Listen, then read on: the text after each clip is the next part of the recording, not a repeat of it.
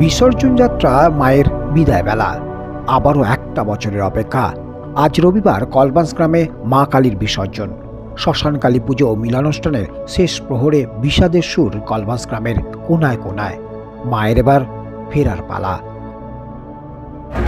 এই মুহূর্তে বিসর্জন অনুষ্ঠান হচ্ছে, তার আগে যে মুহূর্তটা অর্থাৎ মাকে সিঁদুর করানো, সে সঙ্গে মিষ্টি মুখ করানো চলছে কলবাস গ্রামে। দেখতে থাকুন আপনারা করছেন আর আমি বলে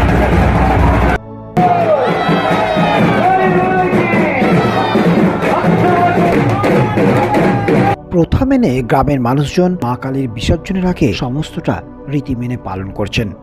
মন্দির থেকে ধীরে ধীরে মা কালীকে বাইরে আনলেন। তারপর প্রতিমা বরণ, মিষ্টিমুখ সমস্তটাই ঐতিহ্যের সঙ্গে পালন করে আসছে গ্রামের মানুষজন।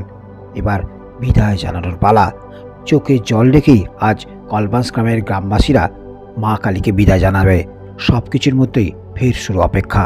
অপেক্ষা সামনের বছরের। প্রার্থনা একটাই, আবার এসো মা। কল্যাণ অধিকারী, আমতা 24/7।